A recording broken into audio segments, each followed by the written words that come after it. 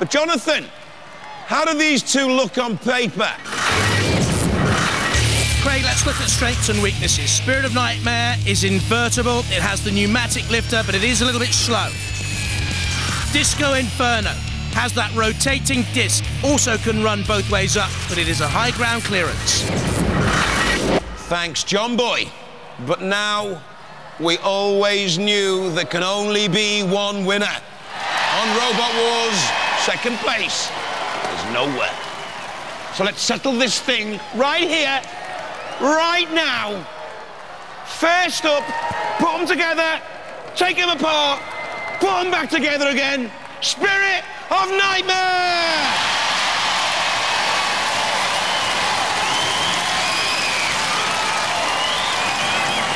And fire up some frenzy for Disc-O-Inferno!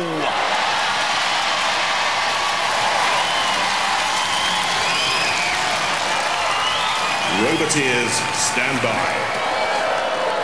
There's the Spirit of Knightmare team, Nigel, Malcolm and Lee. And Mark Marshall and Nick Bullock in the Disc-O-Inferno box. Our house robots in the war zone, the pushing power of Shunt with the axe and the scoop. And Sergeant Bash has fully recovered from the dust-up last time around. 3, 2, 1, Disc-O-Inferno on the left has the more potent weaponry with the spinning disc, that's for sure, but if Spirit of Knightmare can get a broadside attack on, it can get in underneath that high ground clearance, and indeed does so. There's the lifting wedge at the front, 70 centimetres wide. There's the spinning disc of Disc-O-Inferno. They dodge each other. Oh, we've got to dodge that disc, whatever you do. Again, they're in underneath. There's the little flipper, and something's come off the side of Spirit of Knightmare's flipper, and it's bent and buckled, and I wonder if that will now be able to work properly. Look at that. Almost ripped off the pneumatic lifter, crashing against the ref bot. Disc-O-Inferno will turn and smash against Spirit of Knightmare again. Spirit of Knightmare trying to get side on to get the cone in underneath. Can't do so, slams against the side. Disc-O-Inferno looks a little bit sluggish, top speed of 10 miles an hour, slightly the quicker of the two, slightly the lighter of the two as well. Moving again to rip and shred, bend and with effect again. The pit release button's activated. Disc-O-Inferno is to the side. Look at the damage caused to the front of Spirit of Knightmare. And I don't think that is working properly. The pneumatic lifter. They don't seem to be moving freely, Spirit of Knightmare. I think they've been impressive throughout this Annihilator. But when faced with a 30 kilo, 3,000 RPM spinning flywheel of Mark Marshall and Nick Bullock, well, Nigel Paget, Malcolm Summers and young Lee had very little chance of survival, it would seem. Oh, slice and dice time.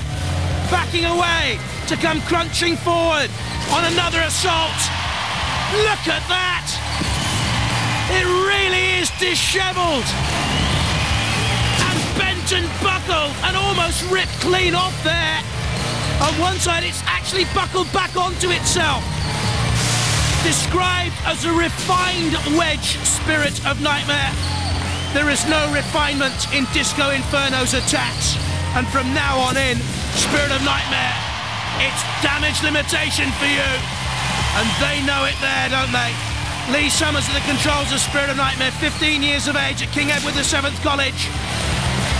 Oh dear. The damage is unending for Spirit of Knightmare, and now surely it's buckled in an open position, and look at the back of it as well as the ref bot starts to count them out.